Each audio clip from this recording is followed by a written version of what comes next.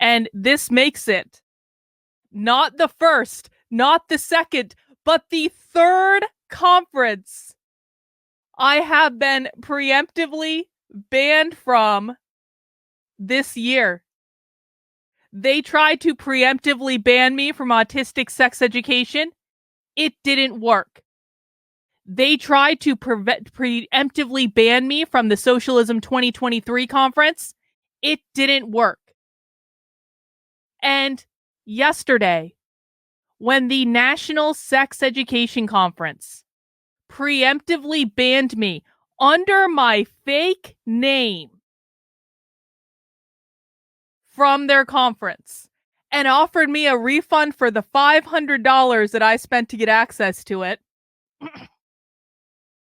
well, I have some bad news. I have some bad news for the woke morons on Twitter who are simping for James Lindsay and Moms for Liberty and Carrie Smith and Deb Philman and Ron DeSantis and everything that is wrong in the world. I have some bad news for the National Sex Ed Conference that tried to preemptively ban me.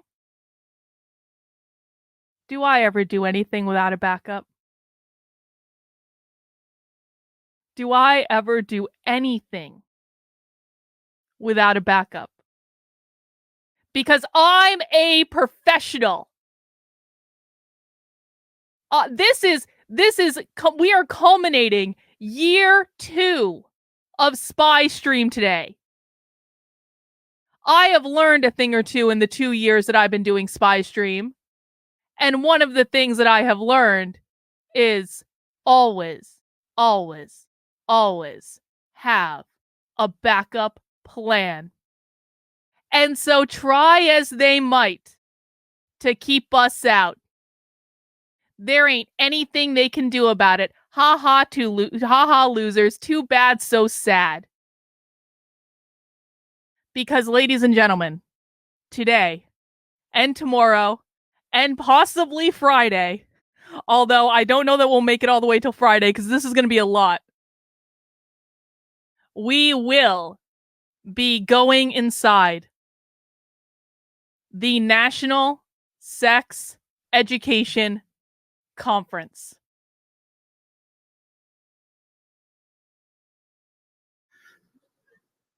I'm not going to get political.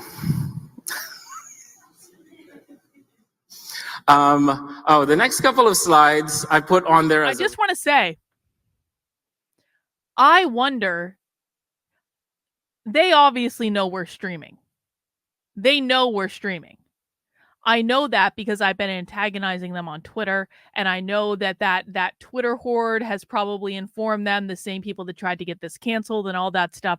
So there's no doubt in my mind that they by now know that we've got their conference and they just can't figure out how I did it.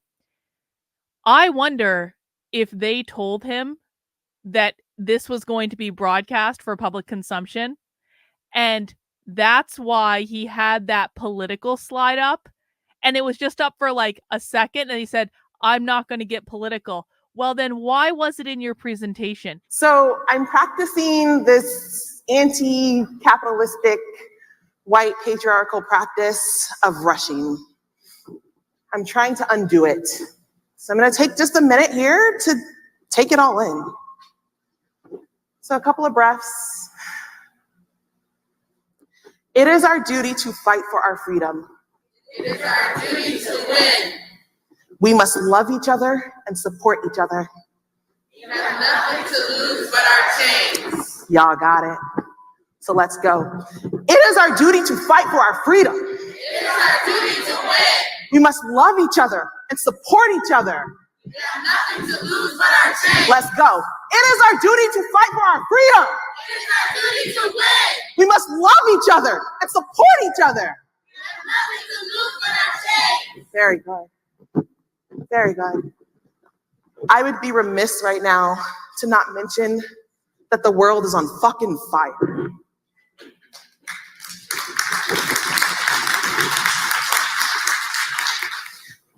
This is a quote from Audre Lorde: "The master's tools will never dismantle the master's house." The tools of white supremacy that create the villains that we are so keen on punishing When we punish the villains, it does nothing to disrupt the systems that created the villain. If somebody is hoarding resources, why are they hoarding resources? What systems are in place that have taught them that they have to hoard resources in order to survive? And we will not give the state, the alt-right, the people outside of us, the tools to dismantle us. When we have these huge Facebook arguments and things, people take that and use it as weapons. They don't even get along. Look, they can't even decide. We're going to pull their funding. I was researching and found a website that told me that comprehensive sex ed was so dangerous for kids because we're trying to tell them that they're sexual from womb to tomb and they can go out and have sex as young as 4 years old. I said, who said that? It wasn't one of us. But they're using tools. They're using our snippets. People might use snippets of this speech. Marjorie Taylor Greene did the same thing to Al Vernacchio. I'm so happy right now. I'm so happy. That could not have gone any better than it did. I want to thank Dr. Lex, what is her name? Lex Brown James for making my day, making my entire afternoon, making this entire conference for me. That was incredible. And did you hear her in the middle say, there may be people who use clips of this talk. They know. They know. And we already knew that because the first keynote guy he had a whole fucking political slide that he just glossed right over by saying, I'm not going to get political. He was covering, but that was the confirmation when she said flat out, there may be people that are using clips from this. Oh, yes, yes, yes. There will indeed be many, many clips. Well, good morning. Welcome to day 3 of our epic season finale, Spy Stream Season 2, multi-day conference infiltration.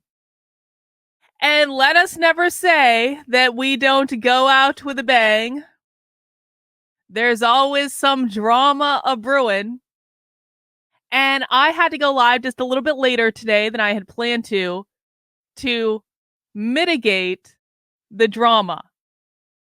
Because they're trying so hard. They're trying, bless their hearts. Bless the hearts of the National Sex Ed Conference. They're trying so hard to keep us from seeing what they're talking about.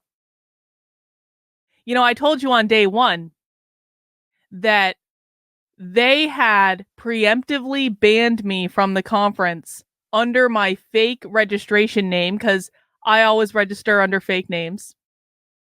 And they had preemptively banned me from the conference because they got clued into what I was doing by the woke cancel horde, the same people. It's ironic, isn't it? Because the same people that support Moms for Liberty, the same people that support awful, awful, awful people who support book banning like Deb Philman, the same people who are now simping for James Lindsay that he blocked me on Twitter because he's jealous about how much better I am at teaching people than he is.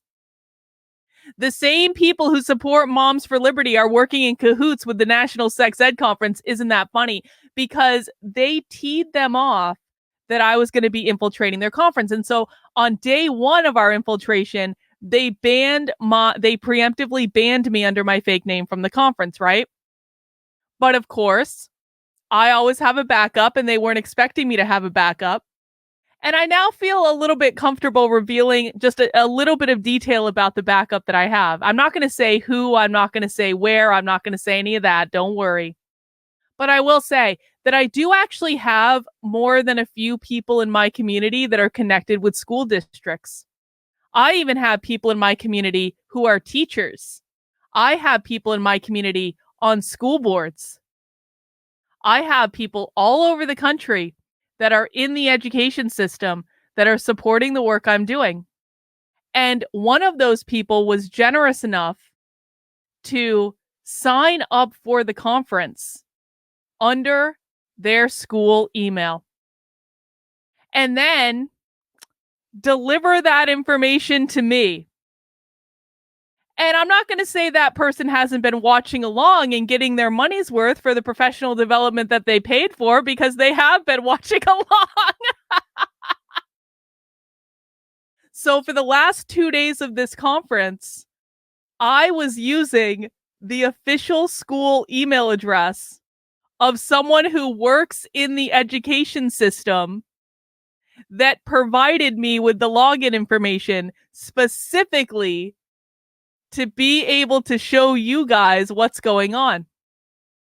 But something funny happened this morning when I got up. Something funny happened because I went to log into the app the same way I've logged in the past couple days.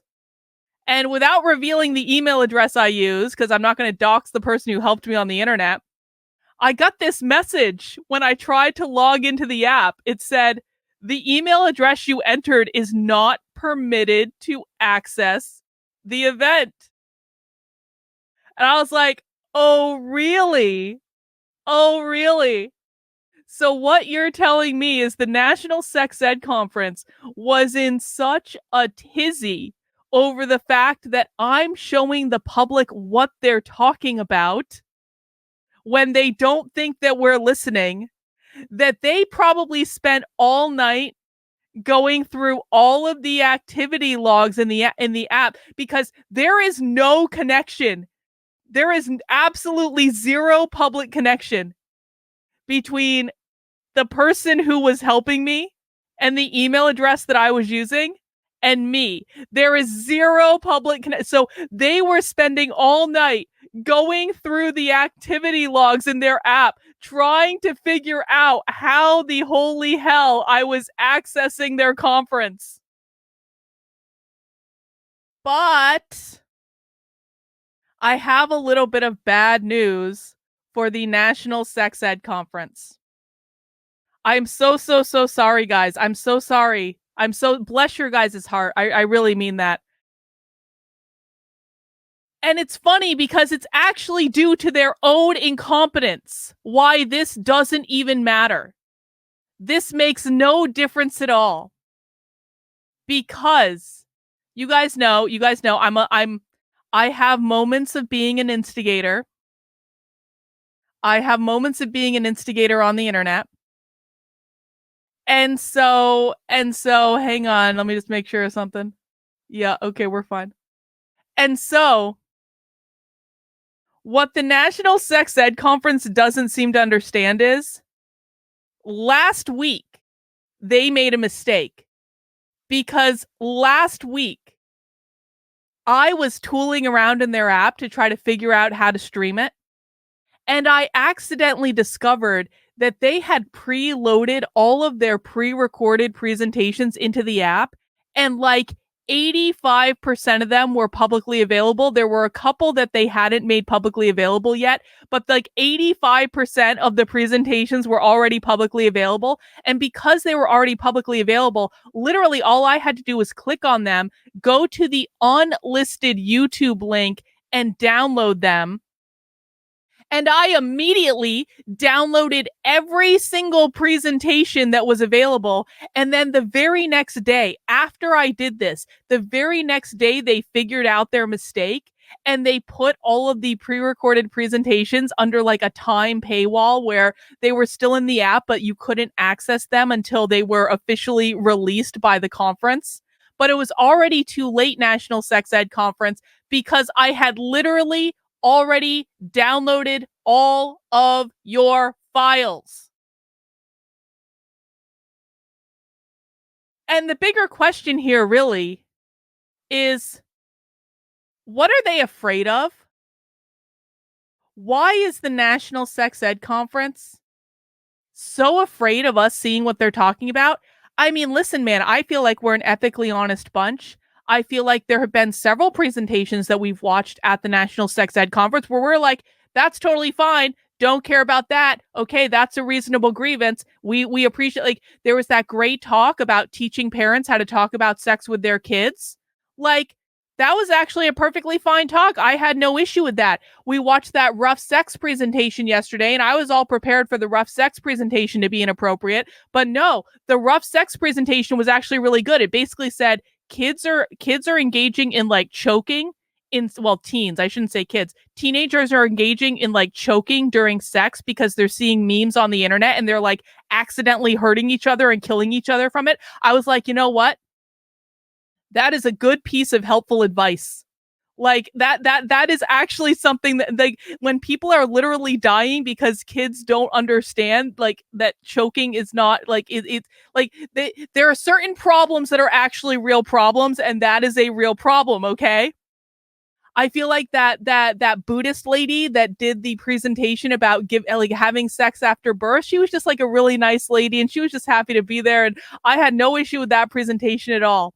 Half of that hypersexualization of the black body presentation was fine. The other half was total critical race theory, but half of it was fine and totally legit. So the reason I say this is we're not just we're not looking for content to take out of context here. We're not just being dicks. Like, when you guys do a good job, National Sex Ed Conference, we say you do a good job. So what are you afraid of? What are you afraid of us seeing? But try as they might, it really doesn't matter because I already have all of the presentation files.